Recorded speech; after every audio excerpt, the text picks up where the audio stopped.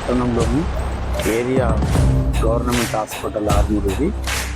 ఈ హాస్పిటల్లో ఉన్నటువంటి ప్రతి పరిస్థితిని మనం క్షుణ్ణంగా పరిశీలించబోతున్నాం. దీనికి సంబంధించినటువంటి సిపిఎం పార్టీ ఆధ్వర్యంలో కొన్ని విషయాలను వాళ్ళు చెప్తున్నారు. ఇక్కడ జరిగే పరిస్థితులన్నీ కూడా వాళ్ళు చెప్పడానికి సిద్ధంగా ఉన్నారు.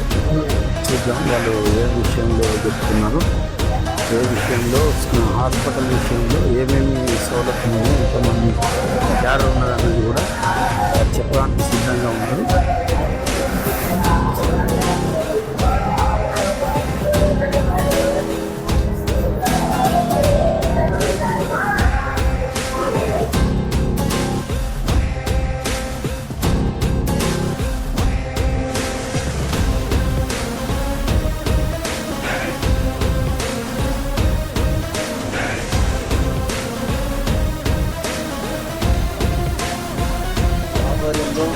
మరి ఏదైతే ప్రభుత్వ ఆసుపత్రి 100 పడకల ఆసుపత్రి అని చెప్తున్నారు, మరి ఈ 100 పడకల ఆసుపత్రిలో ప్రభుత్వం నియమించినటువంటి గవర్నమెంట్ డాక్టర్లు 46 మంది ఉండాలా?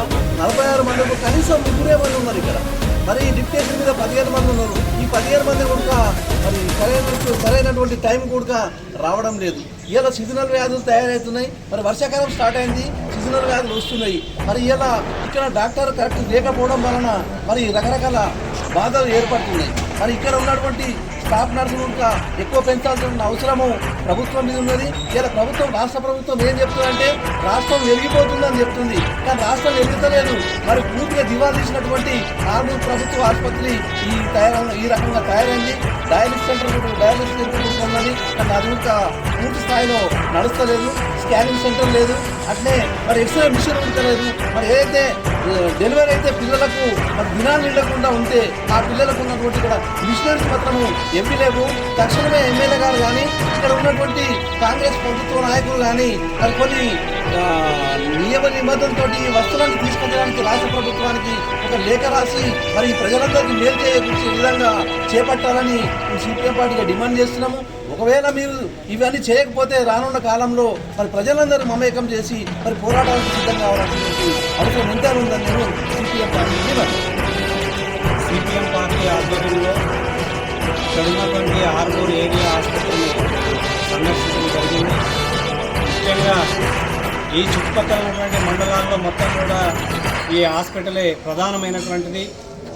ఇక్కడ మొత్తం కూడా గవర్నమెంట్కి సంబంధించినటువంటి డాక్టర్లు ఆర్మూరు పరిధిలో ఉన్నటువంటి ఇక్కడ పర్మనెంట్గా ఉన్నటువంటి వాళ్ళు కేవలం 3 మాత్రమే. మొత్తం 47 మంది ఇక్కడ ఉన్నటువంటి డాక్టర్లు, కానీ మిగతా 15 మంది డిప్యుటేషన్ మీద ఉన్నారు. మరి ప్రభుత్వం ఈరోజు ఇంత పెద్ద బిల్డింగ్ కట్టింది, ఈ ప్రాంతంలో ఉన్నటువంటి ప్రజలందరికీ కూడా అందుబాటులో ఉంటుందనే ఆలోచనతోటి ఏర్పాటు చేయడం జరిగింది.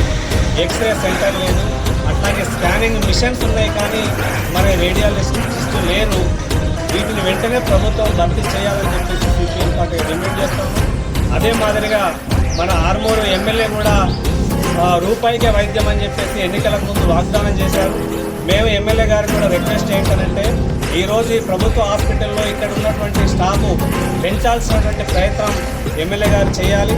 అదే మాదిరిగా ఈ ప్రాంతంలో ఉన్నటువంటి ప్రజలందరికీ కూడా అందుబాటులో ఉండే విధంగా మీరు రూపాయికే వైద్యం అనేటటువంటిది కాకుండా ఈరోజు ప్రభుత్వంలో ఉన్నటువంటి ఈ హాస్పిటల్ని మెరుగ్గా ఈరోజు ప్రజలకు అందించే విధంగా కృషి చేయాలని, అట్లాగే రేడియాలజిస్టులను కూడా తక్షణమే ఏర్పాటు చేసి మరి న్యూరోకి సంబంధించినటువంటి సర్జన్ కూడా ఇక్కడ లేనటువంటి పరిస్థితి ఉంది. ప్రతి దానికి కూడా నిజామాబాద్ పంపించే ప్రయత్నం జరుగుతుంది. కాబట్టి సీజనల్ వ్యాధులు కూడా మరి ప్రారంభమయ్యేటటువంటి అవకాశం ఉంది. కాబట్టి తక్షణమే ఆ రకమైనటువంటి చర్యలు చేపట్టాలని చెప్పేసి సిపిఎం పార్టీగా డిమాండ్ చేస్తా ఉన్నాం. లేకపోతే